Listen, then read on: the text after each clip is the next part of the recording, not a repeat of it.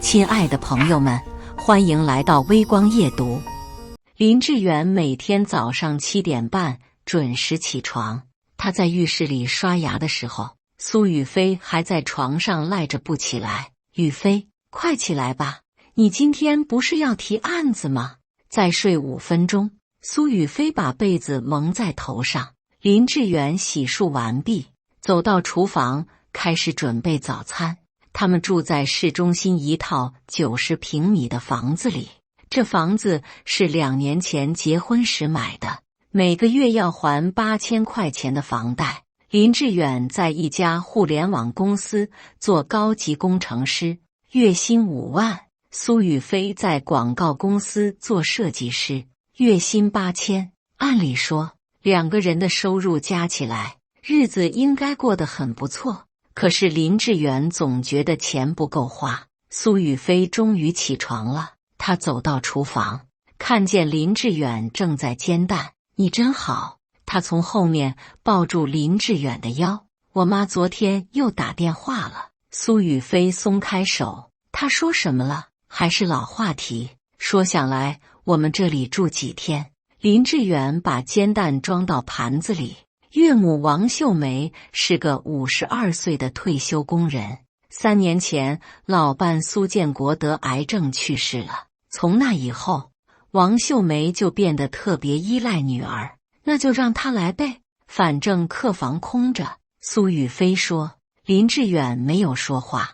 他其实不太愿意岳母常住，倒不是不喜欢这个人，而是王秀梅管得太多。他来了以后，从早餐吃什么到晚上几点睡觉，什么都要管。林志远是个内向的人，不习惯被人盯着，可是他不能说出来。苏雨霏是独生女，对母亲很孝顺。如果林志远表现得不欢迎岳母，苏雨霏肯定会不高兴。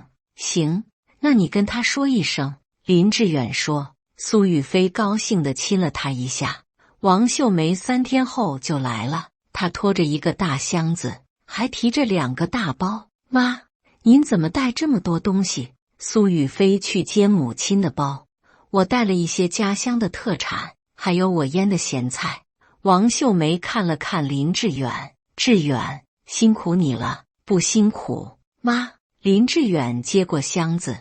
王秀梅住下来的第1个星期，一切都还算正常。他每天早起给2个年轻人做早餐，晚上做好饭等他们回来。苏雨霏很开心，觉得有妈妈在身边特别温暖。可是第2个星期，王秀梅开始管这管那了。志远，你怎么每天都这么晚回来？妈，公司项目比较忙，再忙也不能不顾家啊。雨霏一个人在家多孤单。林志远心里有些不舒服，但是他没有表现出来。他知道王秀梅是关心女儿，只是这种关心让他感到压抑。更让林志远意外的是，王秀梅开始过问他们的经济状况。志远，你一个月能挣多少钱啊？这个问题让林志远有些尴尬。他看了看苏雨霏。苏雨霏朝他点点头。5万左右。林志远说。王秀梅的眼睛亮了。那挺多的啊。还行吧，你们2个人的钱加起来一个月差不多6万，扣掉房贷和生活费，应该能存不少钱。苏雨霏说。妈，我们还年轻，花销比较大，而且准备要孩子，得存点钱。对对对，要孩子确实需要钱。王秀梅点点头。林志远以为这个话题就这么过去了，他不知道王秀梅心里已经开始盘算了。第3个星期，王秀梅提出了一个让林志远意想不到的要求。志远啊，我跟你商量个事。您说，你看我现在退休了，每个月退休金才3000多块钱，一个人生活什么都贵，这点钱有时候不够花。林志远心里咯噔一下，他大概猜到王秀梅要说什么了。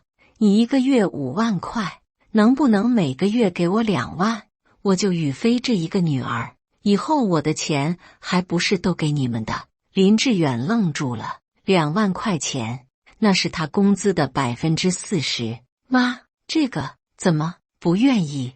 王秀梅的脸色变了，不是不愿意，就是这个数目有点什么多。志远，我不是跟你要钱花，我是为了宇飞好，万一以后有什么急事，我手里有钱也能帮上忙。苏宇飞在旁边听着，也觉得母亲的要求有道理。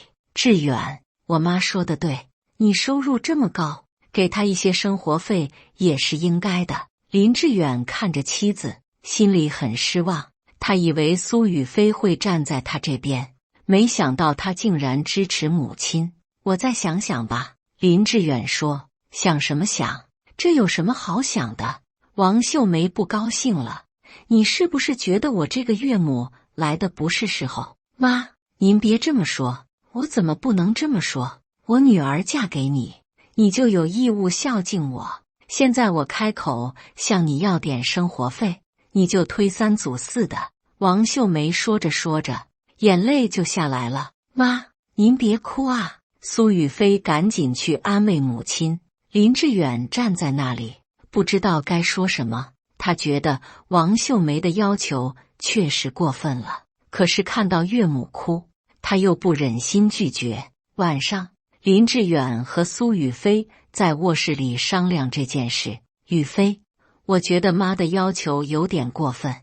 过分什么？她辛苦了一辈子，现在要求你给点生活费，这很正常啊。2万块不是小数目，我们每个月房贷8000，生活费1万，已经很紧张了，再给他2万，我们就没有积蓄了。那又怎么样？我们还年轻，以后挣钱的机会多的是。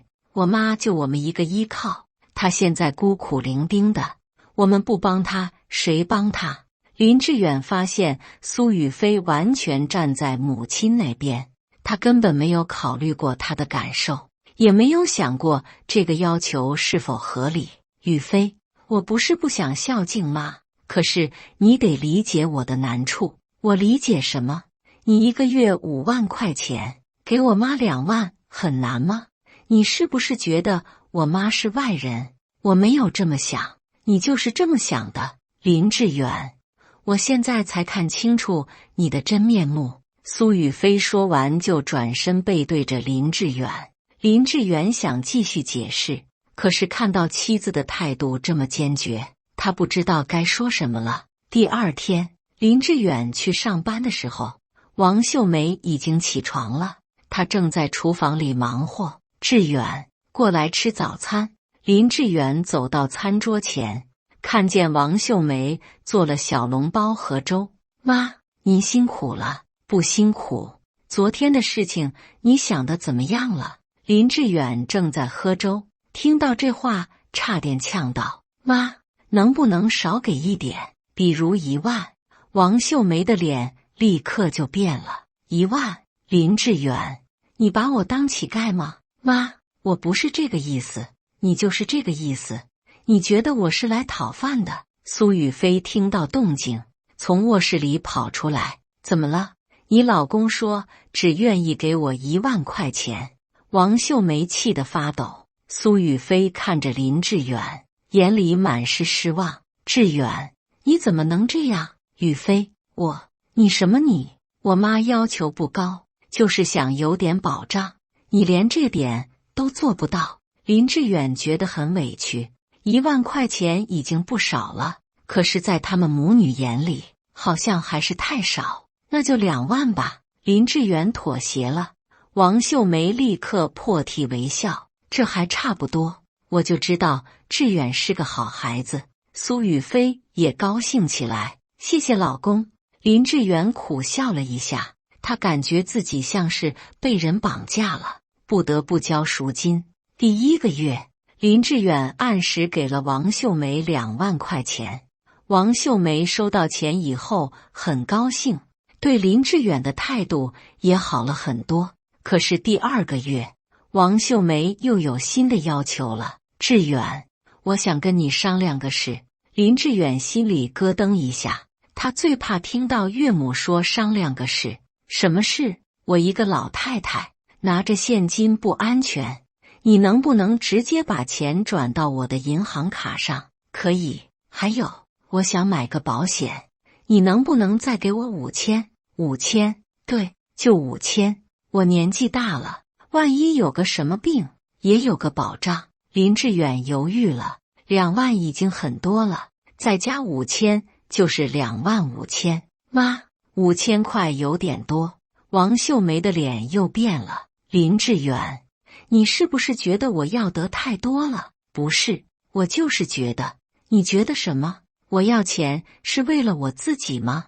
我还不是为了这个家好。万一我有个3长2短，宇飞得多难过。我买个保险也是为了减轻你们的负担。苏宇飞又站在母亲这边。志远，5000块不多，你就答应吧。林志远看着妻子，心里越来越失望。苏宇飞好像完全被母亲控制了，只要是王秀梅的要求，他都会支持。好吧，林志远又妥协了。王秀梅笑了，我就知道志远最疼我了。从那天开始，林志远每个月要给岳母25000块钱，这些钱占了他收入的1半，扣掉房贷和生活费，他们基本上没有什么积蓄了。更让林志远难受的是，王秀梅开始在小区里到处说他的坏话。我女婿啊，人是不错，就是有点小气。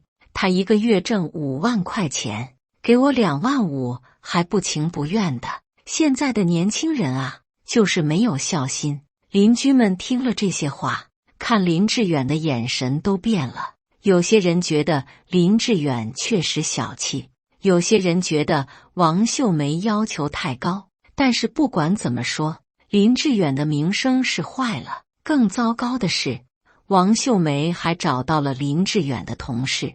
她在公司门口等着，见到林志远的同事就开始诉苦：你们是志远的同事吧？我是他岳母。阿姨您好，我想跟你们打听一下，志远在公司表现怎么样？挺好的啊，林工很优秀。那他的收入呢？同事们被问得很尴尬。工资是隐私，怎么能随便告诉家属？这个我们不太清楚。王秀梅就开始哭诉了：我女儿嫁给他2年了，他连基本的孝敬都不愿意做。我一个老太太要求他每个月给点生活费，他就推三阻四的。同事们听了这话，对林志远的印象也开始改变了。大家觉得林志远可能真的是个小气的人。林志远发现同事们看他的眼神变了，有些人开始疏远他，有些人背后议论他。听说林工对岳母不太好。是啊，他岳母亲自来公司告状了。看不出来啊，林工平时挺低调的，没想到这么小气。林志远听到这些议论，心里很难受。他想解释，可是不知道从何说起，而且越解释越容易被人误解，觉得他在推卸责任。回到家里，林志远和苏宇飞说了这件事。宇飞，你妈去我公司了，去干什么？她跟我同事说我不孝敬她。苏宇飞皱了皱眉头，我妈怎么会这样做？你去问问她。苏宇飞去问了王秀梅。王秀梅理直气壮地说，我就是想了解一下志远在外面的情况，万一他在外面花钱大手大脚的，回家就说没钱，那我们怎么知道？妈，您这样做不对，志远的工作会受影响的。我又没有说他坏话，我只是实话实说。如果他真的孝顺，还怕别人知道吗？苏宇飞觉得母亲说的有道理，也就没有再追究。林志远知道这件事以后，彻底失望了。他觉得自己在这个家里就像个外人，没有人理解他，没有人支持他。更让林志远想不到的是，王秀梅的要求还在不断升级。第3个月，王秀梅说她要装修房子。志远，我的房子太老了，想重新装修一下，你能不能先借我10万块钱？10万？林志远吓了一跳。对，就10万，我算过了，简单装修一下，差不多就是这个价钱。妈，我没有10万块钱。你没有？你1个月5万，存几个月就有了。我们每个月给你2万5，剩下的钱要还房贷，要生活，根本存不了多少。王秀梅不信，不可能，你们2个人1个月收入快6万，怎么可能存不下钱？林志远给他算了一笔账，我们每个月房贷8000，给您2万5，生活费1万，水电费、物业费、交通费、通讯费加起来差不多7000，这样算下来，每个月只能存几千块钱。王秀梅听了这个账，脸色变了。你的意思是我拖累了你们？妈，我不是这个意思，你就是这个意思。林志远，我算是看清楚你了，你就是不想给我钱。王秀梅说着又开始哭了。苏雨飞看到母亲哭，心里很难受。志远，要不你想想办法。什么办法？我能有什么办法？你可以找朋友借啊。林志远简直不敢相信自己的耳朵，苏雨飞竟然让他找朋友借钱给岳母装修房子。雨飞，你疯了吗？我怎么疯了？我妈辛苦一辈子，想改善一下居住环境，这很过分吗？她有自己的房子，有退休金，为什么要我们来承担她的装修费用？因为你是她女婿，因为你有义务孝敬她。林志远和苏雨飞吵了起来，这是他们结婚以来第一次这么激烈的争吵。林志远，我现在才看清楚你的真面目。结婚前你说会照顾我一辈子，现在连我妈你都不愿意管。我什么时候说不管了？我每个月给她2万5，这还不够吗？不够，远远不够。我妈现在就我们一个依靠，我们就应该无条件的帮助她。无条件？苏雨飞，你听听你在说什么？我在说实话，你就是自私，就是小气。王秀梅在客厅里听到他们的争吵声，不但没有劝阻，反而觉得很满意。她就是要让女儿和女婿发生矛盾，这样苏雨飞就会更加依赖她。第2天，王秀梅正式搬进了林志远家的客厅。她说要监督林志远，确保他不会虐待女儿。我要住在这里，看着你们。王秀梅对林志远说：妈，您这是何必呢？我就是要看看你到底是个什么样的人。如果你真的对雨飞好，那我就放心了。如果你敢对他不好，我绝对不会放过你。从那天开始，王秀梅就住在客厅里，她把客厅当作自己的地盘，每天在那里看电视、打电话、接待客人，声音很大，严重影响了林志远的休息。林志远晚上回家以后，想在客厅里看看电视放松一下，可是王秀梅总是霸占着遥控器，她要看的节目和林志远完全不一样，而且音量调得很大。妈，您能不能把声音调小一点？怎么，嫌我吵了？这是我女儿的家，也是我的家，我看个电视怎么了？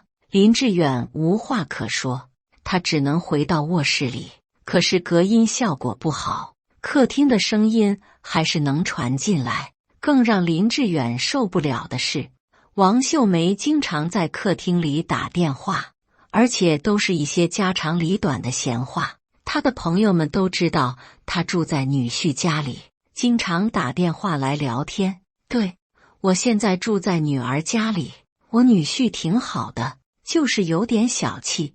他1个月挣5万，给我2万5还不情愿。现在的年轻人啊，真是没有以前的人孝顺。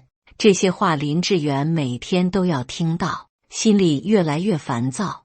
他觉得自己在家里没有一点隐私，没有一点自由。1个月后的一个晚上，王秀梅正式向林志远摊牌了。林志远刚下班回家，就看见王秀梅和苏雨飞坐在客厅里等他，他们的表情都很严肃。志远，坐下，我们要跟你谈谈。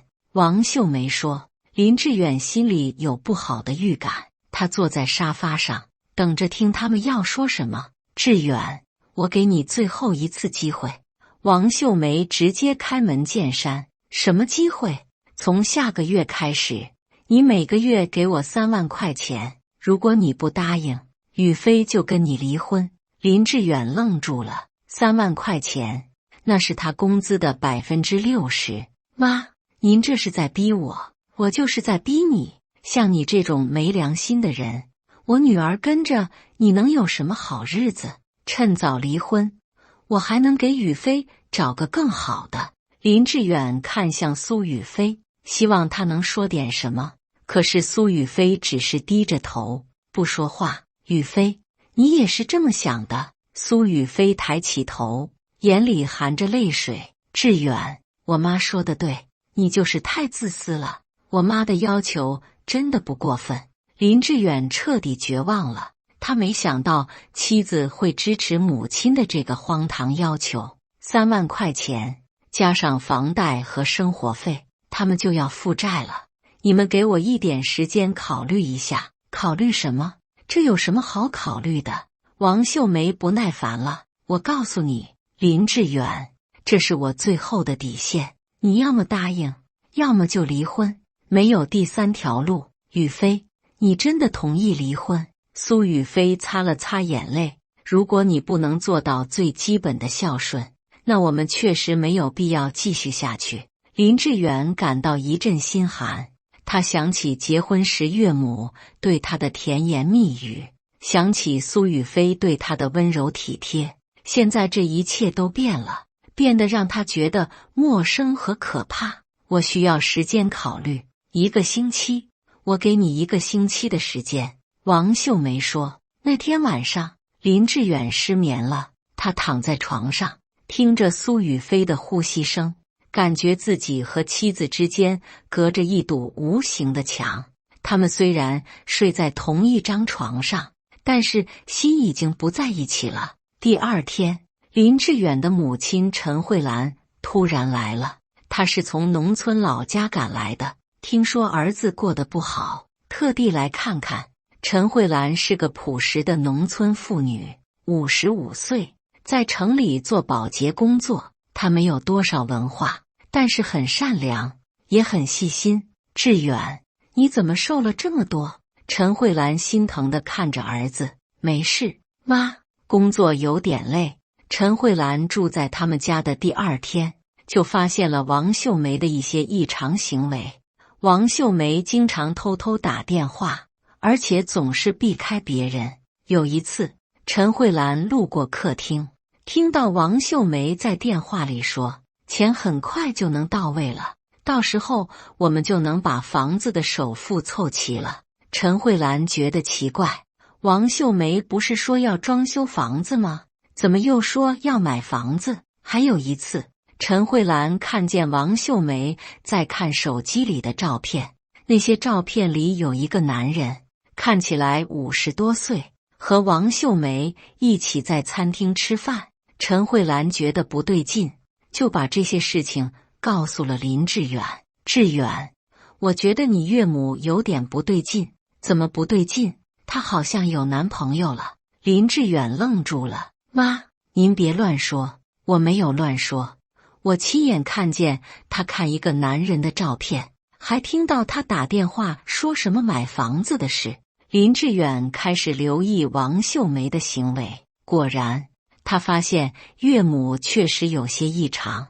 她每天都要接好几个电话，而且总是回避别人。有时候她会突然出门，说是去买菜，可是一去就是好几个小时。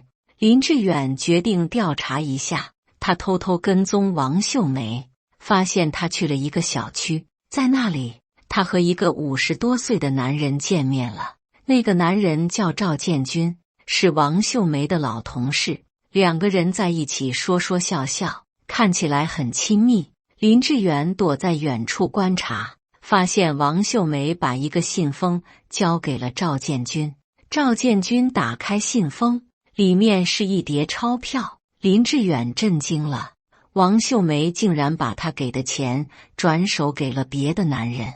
林志远回到家里，心情复杂，他不知道该如何面对这个发现。如果王秀梅真的有男朋友，那他要钱的目的就很可疑了。第二天，林志远找了一个私人侦探，他想彻底调查清楚王秀梅的情况。私人侦探很快就有了结果，王秀梅确实和赵建军在交往，而且已经1年多了。更令人震惊的是，王秀梅把从林志远这里要来的钱，大部分都给了赵建军。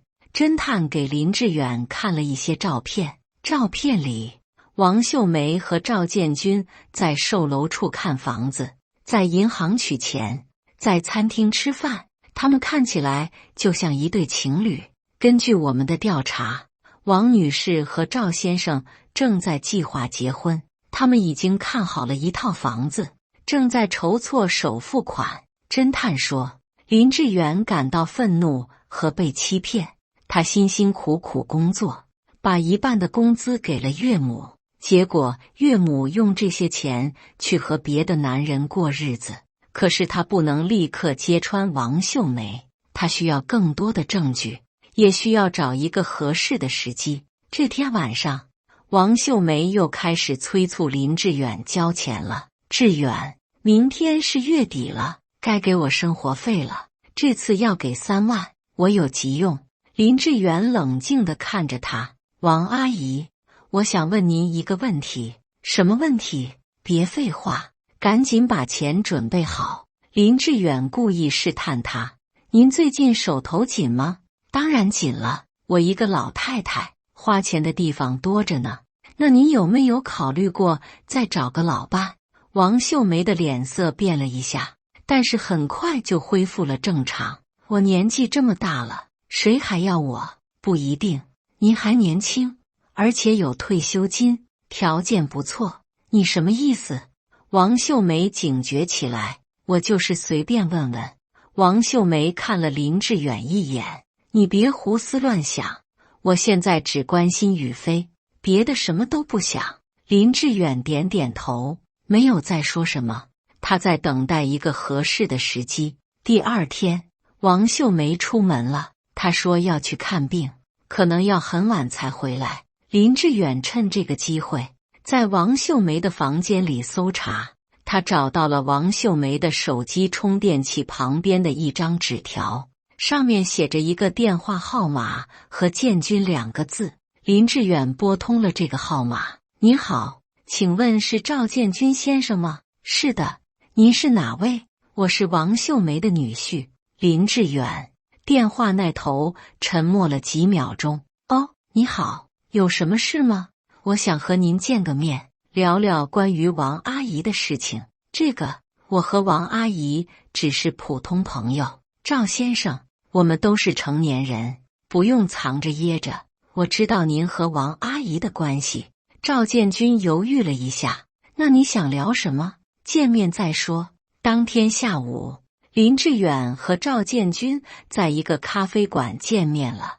赵建军是个55岁的男人，看起来很老实。林先生，我和秀梅确实在交往。赵建军坦白了。交往多长时间了？1年多了。你们准备结婚？赵建军点点头。我们已经看好房子了，正在筹钱买，用我的钱买。赵建军脸红了。秀梅说，你们家条件好，她向你们借点钱。借？她跟我说的是生活费。赵建军愣住了。生活费？林志远把王秀梅要钱的经过告诉了赵建军。赵建军听了以后，脸色变得很难看。我不知道他是这么跟你们说的。他跟我说，你们主动借钱给他，让他和我结婚后有个保障。林志远苦笑了一下。王秀梅对两边都撒了谎。他对林志远说要钱是为了生活，对赵建军说是借钱投资。赵先生，您觉得这样合适吗？赵建军摇摇头。我也觉得不合适。我本来不想要他的钱，可是他说这钱来的正当，我就收了。现在看来，我们都被他骗了。林志远从赵建军那里得到了更多的信息。原来王秀梅不仅要了林志远的钱，还以各种理由向其他亲戚朋友借钱。他说要投资，说要买保险，说要看病，借了差不多30万。他借这么多钱干什么？买房子、装修，还有就是给我花。他说要给我一个好的生活环境。林志远明白了，王秀梅利用自己女婿的身份到处借钱，然后用这些钱和男朋友过上优渥的生活。他把林志远当成了取款机，把其他人当成了冤大头。赵先生，如果我把这件事告诉宇飞，您觉得会怎么样？赵建军叹了口气，我也不想瞒着，其实我一直劝秀梅坦白，可是她不听。那您现在怎么办？我想和她分手，这样下去不是办法，早晚会出事的。林志远点点头，他拿到了想要的信息，也找到了一个证人，现在是时候揭穿王秀梅了。当天晚上，王秀梅回来了，她看起来心情不错，还给苏雨飞买了一些水果。雨飞，这是我给你买的草莓，很甜的，谢谢妈。王秀梅看见林志远坐在沙发上，表情严肃。志远，你怎么了？脸色这么难看。王阿姨，我想问您一个问题。什么问题？您和赵建军的房子定下来了吗？王秀梅的脸色瞬间变了，她结结巴巴地说：你在说什么？我不认识什么赵建军。苏雨飞也疑惑地看着母亲。妈，他说的赵建军是谁？林志远拿出了手机，里面有他和私人侦探拍摄的照片。王阿姨，您还要继续装下去吗？还是想听听我接下来要说什么？王秀梅看到照片，脸色变得苍白。照片里清楚地拍到了他和赵建军在一起的情景。苏雨飞接过手机，看了看照片，震惊地问：妈，这个男人是谁？王秀梅坐在沙发上，说不出话来。林志远继续说：王阿姨，我今天和赵建军见过面了，他告诉我，您用我给您的钱去和他买房子，准备结婚，这是真的吗？苏雨飞不敢相信自己的耳朵。妈，这是真的吗？王秀梅知道事情败露了，也就不再隐瞒。是真的，我确实认识赵建军，我们在交往。那您向我要钱的真正目的是什么？林志远问。我想和建军结婚，需要一些钱。苏雨飞彻底崩溃了。妈，您怎么能这样做？您为了一个男人，竟然要毁掉我的婚姻。雨飞，你听我解释，我也需要有个伴啊。你爸走了3年了，我一个人太孤单了。可是您为什么要骗我们？为什么不直接说？王秀梅有些心虚。我怕你们不同意。林志远冷冷地看着岳母。所以您就打算用欺骗的方式，拿我的钱去和别的男人过日子？王秀梅恼羞成怒。那又怎样？你们年轻人懂什么？我辛苦一辈子，难道不能为自己活一次？您可以为自己活，但是不能用欺骗的方式，更不能用我的钱。你的钱，那是我女儿应得的，我女儿嫁给你，你就有义务养我。林志远被气笑了。养您？您有退休金，有房子，用得着我养吗？您要钱是为了和男朋友过日子，不是为了生活。苏雨飞看着母亲，眼里满是失望。妈，您让我太失望了，我从来没想到您会做出这种事情。王秀梅看到女儿的表情，心里有些慌乱，她没想到事情会发展到这个地步。雨飞，我是你妈，你不能这样对我。您还知道自己是我妈？那您想过我的感受吗？想过我的婚姻吗？王秀梅无话可说，他确实没有考虑过女儿的感受，只想着自己的幸福。就在这时，林志远的手机响了，来电显示是一个陌生号码。你好，请问是林志远先生吗？是的，我是华城法律事务所的律师李明。关于您岳母王秀梅女士的一些情况，我们需要和您了解一下。林志远看了看王秀梅，按了免提，让所有人都能听到。什么情况？经过我们调查，王秀梅女士在过去1年里，以虚假理由向多人借款，总额达到30万元，其中包括以您的名义担保的15万元。苏雨飞震惊地看着母亲：“妈，您还做了什么？”律师继续说：“王女士告诉债权人，她女婿是高收入人群，如果他无法偿还，您会承担连带责任。现在债权人要求王女士立即还款，如果她无法偿还，您可能要承担法律责任。”林志远愤怒了：“我什么时候同意担保了？”据债权人反映，王女士说您已经同意了，并且出示了一些证明文件。王秀梅脸色苍白，坐在沙发上瑟瑟发抖。苏雨飞质问母亲：“妈，您到底还瞒着我们什么？”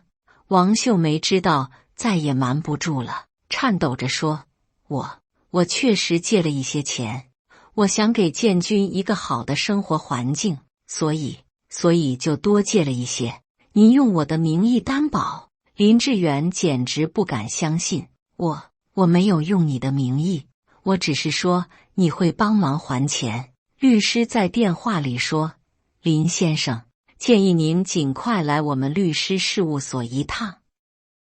这件事比较复杂，需要当面详谈。”林志远挂断电话后，平静地看着王秀梅，他的心里已经没有愤怒了，只有深深的厌恶。“王阿姨，您知道吗？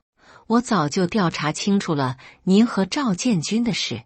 我之所以一直忍让，是想看看您到底能无耻到什么程度。”王秀梅抬起头，恐惧地看着林志远：“现在我可以明确告诉您，从今天开始，我不会再给您1分钱，而且我已经收集了足够的证据，准备向公安机关举报您的诈骗行为。您准备好承担法律后果了吗？”这句话如同晴天霹雳，彻底击垮了王秀梅的心理防线。她没想到林志远早就知道一切，更没想到他会报警。不可能，你不能这样对我！王秀梅尖叫着：“为什么不能？您欺骗我，利用我，还要毁掉我的名誉，我为什么不能保护自己？”王秀梅转向女儿：“雨飞，你快劝劝你老公，你不能看着你妈坐牢啊！”可是苏雨飞也被母亲的行为震惊了，他没想到母亲不仅欺骗了他们，还做了这么多违法的事情。“妈，您太让我失望了，我从来没想到您会做出这种事情。雨飞，我是你妈啊，您还知道自己是我妈？那您做这些事情的时候，想过我吗？想过我的家庭吗？”苏雨飞说着说着就哭了，他觉得自己这些年来完全被母亲利用了，成了母亲欺骗别人的工具。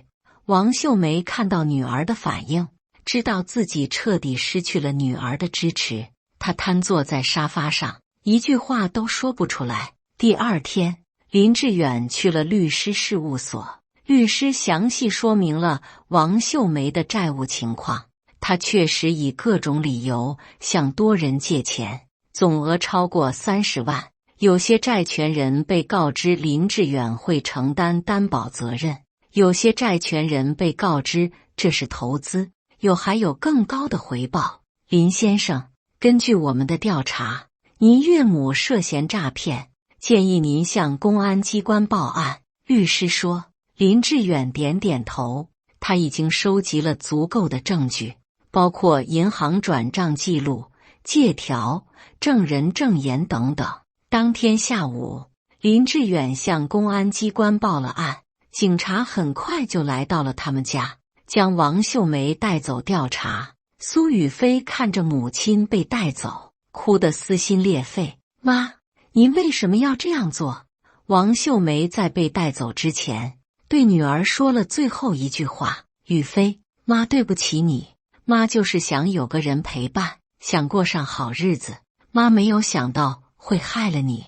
苏雨霏看着母亲的背影，心里五味杂陈，她既恨母亲的欺骗，又心疼母亲的孤独。晚上，苏雨霏和林志远坐在客厅里，两个人都不说话，最后还是苏雨霏先开口了：志远，对不起，是我对不起你，你没有对不起我，我们都是受害者，我被妈妈蒙蔽了双眼，没有站在你这一边，我应该相信你的。林志远叹了口气：雨霏，这件事也让我看清了很多东西，我们的婚姻可能需要重新考虑。苏雨霏点了点头，眼泪又流了下来。我知道，我们之间的信任已经破裂了，不是我们之间的信任破裂了，是我们对彼此的了解还不够深。那我们怎么办？我们都需要时间冷静一下。1个月后，王秀梅被判处有期徒刑2年，缓刑3年。赵建军因为协助诈骗被判处1年有期徒刑，他们的关系也因为这件事彻底破裂了。林志远和苏雨霏经过长时间的沟通，最终还是选择了离婚。虽然苏雨霏认识到了自己的错误，但是两个人之间的信任确实无法修复了。离婚的那天，苏雨霏对林志远说：对不起，我辜负了你的好。林志远平静地回答：我们都是受害者，希望你以后能过得更好。苏雨霏点点头：你也是，希望你能找到真正理解你的人。半年后，林志远搬离了那套房子，开始了新的生活。苏雨霏继续住在那里，一个人生活，偶尔去看望监外执行的母亲。王秀梅出来以后，变得沉默寡言。她意识到自己的贪婪不仅毁了自己的生活，也毁了女儿的婚姻。她每天都在忏悔，但是后悔已经来不及了。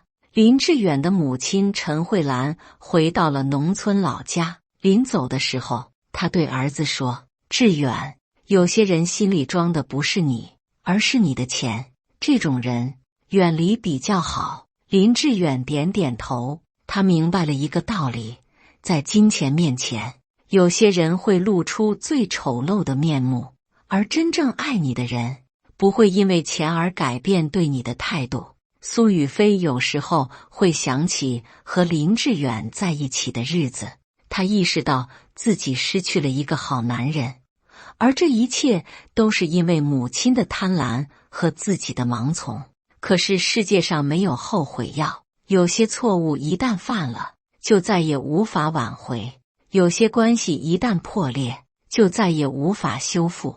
林志远偶尔也会想起苏雨霏，他知道苏雨霏本质上不是坏人，只是被母亲利用了。可是这不能成为原谅的理由。在婚姻中，最重要的是信任和支持，而苏雨霏在关键时刻选择了相信母亲，而不是相信丈夫。金钱是个好东西，可以让人过上更好的生活，但是金钱也是个坏东西，可以让人失去理智，做出不可饶恕的事情。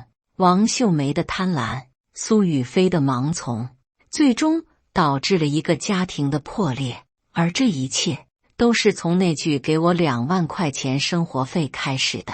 感谢大家的观看，本期故事精彩吗？欢迎大家在下方评论区吐槽。如果你喜欢这类故事，记得点击订阅微光夜读，并分享给更多的人，这会对我帮助很大。